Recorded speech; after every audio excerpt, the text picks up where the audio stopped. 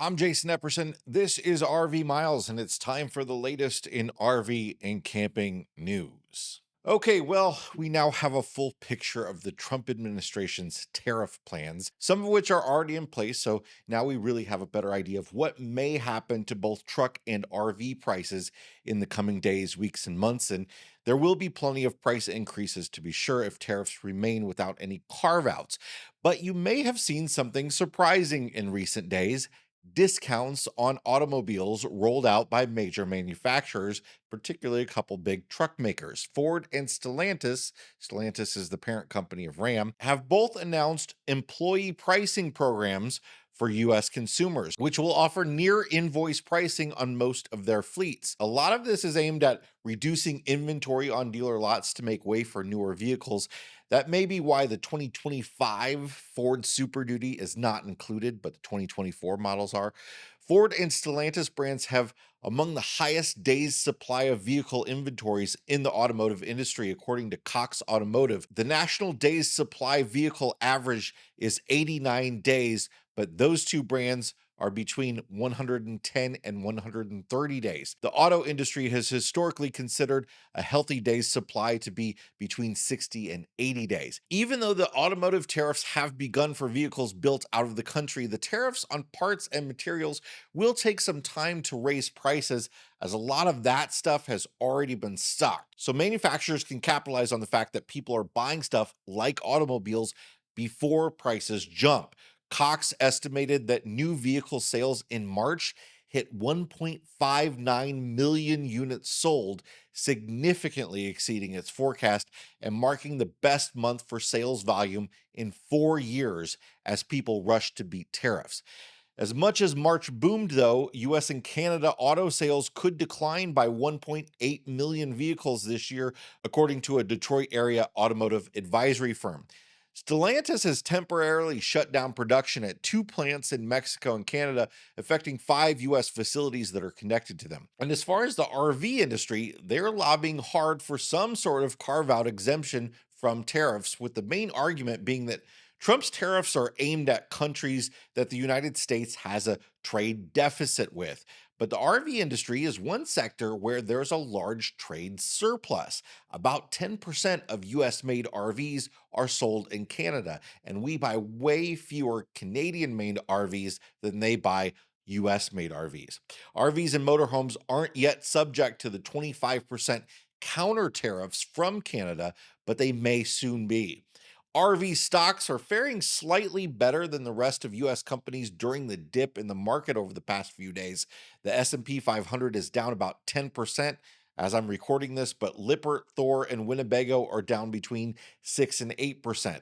Dealership giant Camping World, however, is down far worse than the market, down over 18%. Worse news, perhaps, for the RV industry is the fact that sales continued to decrease in the second month of the year, even before tariffs. Statistical Surveys Inc. says there were 21,954 retail registrations. That's actual sales of RVs in February, which is an 11.9% decrease over the same period in 2024. And remember, early 2024, we had already seen a big dip in the RV industry by that point. So down further, even over 2023. Class B RVs were the darkest spot on the report, down over 30% from last February. More in a moment, but first, this episode is sponsored by our friends over at Liquefied RV Toilet Treatment, the treatment that actually liquefies your waste and toilet paper and all that sort of stuff and makes your RV tanks smell fresh and clean. Liquefied is giving away a free Alliance Delta RV. You've seen lots of scam free RV giveaways out there on social media. They said, well, hey, let's just actually make a real one. They're giving it away, an Alliance Delta RV. You can enter for free, and there are lots of ways you can get additional entries by buying Liquefied and more things. Of course, several conditions apply, but you can register to win and get all of the details at the link in the description. And check out Liquefied over at liquefiedrv.com, where you can find them on the shelves in places like Walmart and your local RV dealership. Liquefiedrv.com. Throughout the early months of this year, we've been talking heavily about the back and forth of staffing cuts among federal land agencies, particularly the National Park Service. And indeed, staffing shortages have led to several closures, mostly visitor center hour reductions, but a few popular trails and campgrounds have closed as well. Well, now Interior Secretary Doug Burgum is directing national parks to remain open and accessible and says officials will ensure proper staffing to that end. The order issued late Thursday also calls for a detailed review of each park's operating hours, trail closures, and other limits on visitors' services.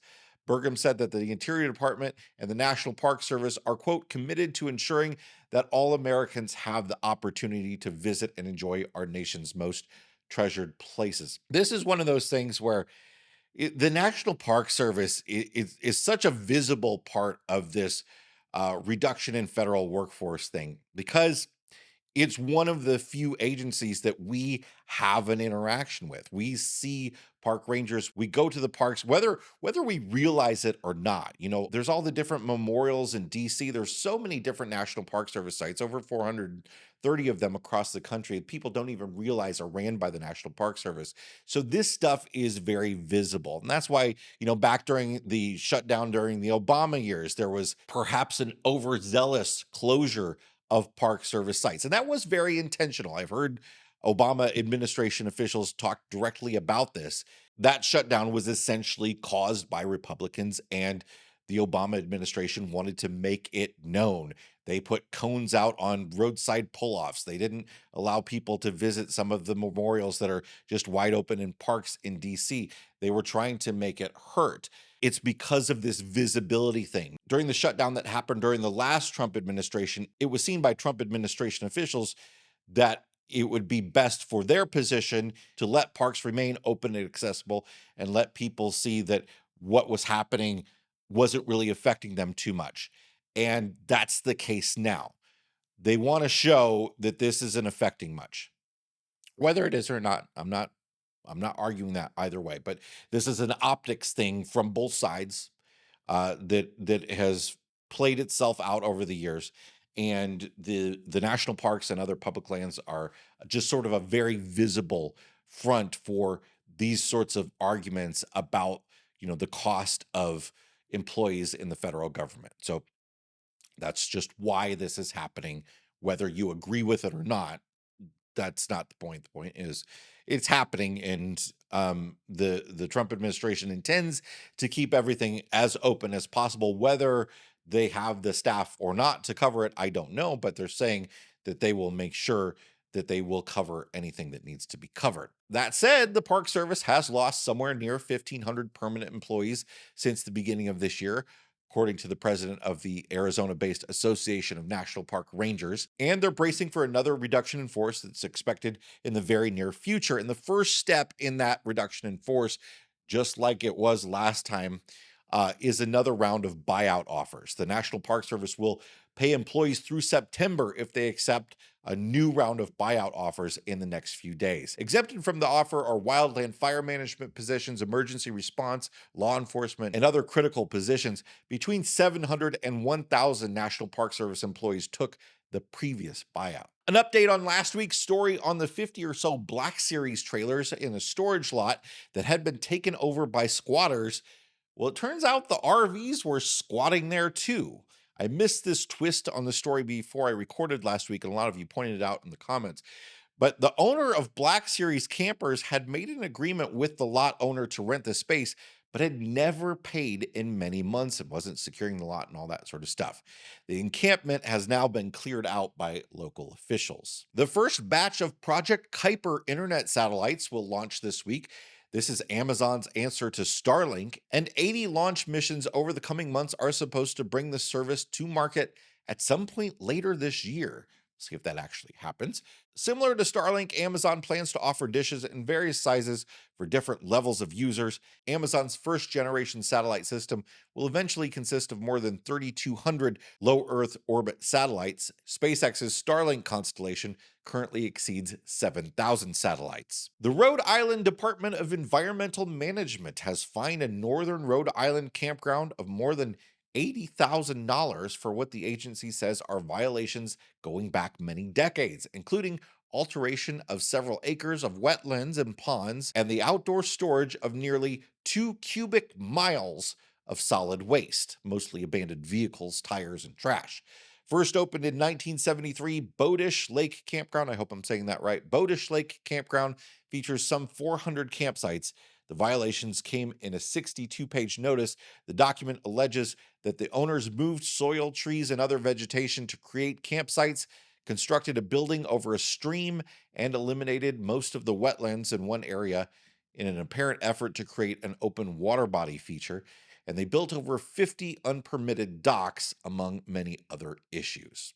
That's it for this week's RV and Camping News Roundup. If you got something out of this video, hit the like button. If you want more, like it, subscribe. We'll see you on the next one. Thanks, everybody. Bye-bye.